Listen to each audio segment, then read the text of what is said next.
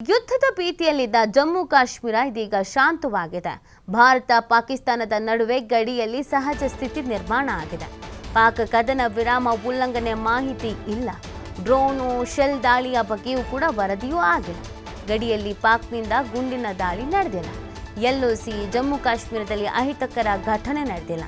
ಶ್ರೀನಗರ, ರೌಜರಿ, ಕುಪ್ವಾರ, ಪೂಂಚ್, ಜಮ್ಮು, ಅಮೃತಸರ, ಜೈಸಲ್ಮೇರ್ನಲ್ಲೂ ಕೂಡ ಪರಿಸ್ಥಿತಿ ಶಾಂತವಾಗಿದೆ ಅನ್ನೋದ್ರ ಬಗ್ಗೆ ವರದಿ ಆಗ್ತಾ ಇರೋದು.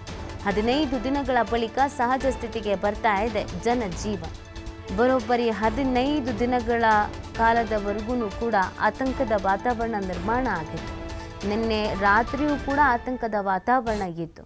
ಆದರೆ ಇವತ್ತು ಬೆಳಗ್ಗೆಯಿಂದ ಎಲ್ಲವೂ ಕೂಡ ನಾರ್ಮಲ್ ಆಗ್ತಾ ಇದೆ. ಜನ ಮನೆ ಬಿಟ್ಟು ಹೊರಗೆ ಬರ್ತಾ ಇದ್ದಾರೆ.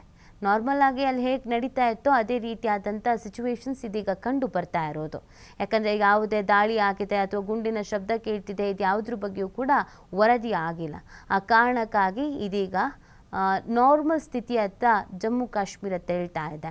ನೋಡಿ, ಪಾಕಿಸ್ತಾನದ ಗಡಿ ಭಾಗಗಳಲ್ಲಿ ಹೆಚ್ಚಿನ ರೀತಿಯಾಗಿ ಗುಂಡಿನ ಚಕಮಕಿ ನಡೀತಾ ಇತ್ತು. ಅಪ್ರಚೋದಿತ ದಾಳಿ ನಡೀತಾ ಇತ್ತು. ಒಂದು ಭದ್ರತೆ ಅನ್ನೋದು ಇರಲಿಲ್ಲ.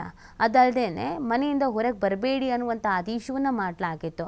ಹಾಗೆಯೇ ಬ್ಲ್ಯಾಕ್ಔಟನ್ನು ಮಾಡಲಾಗಿತ್ತು. ಈ ಎಲ್ಲ ಕಾರಣಗಳ ನಡುವೆ ಜನ ಮನೆಯಲ್ಲೇ ಇದ್ದರು. ಆದರೆ ಈಗ ಪರಿಸ್ಥಿತಿ ಶಾಂತವಾಗಿರೋದ್ರಿಂದ ಎಲ್ಲ ಹತೋಟಿಗೆ ಬರ್ತಿರುವಂಥ ಹಿನ್ನೆಲೆಯಲ್ಲಿ ನಾರ್ಮಲ್ ಆಗಿ ಜನ ಇದೀಗ ಓಡಾಡೋದಕ್ಕೆ ಶುರು ಮಾಡಿದ್ದಾರೆ.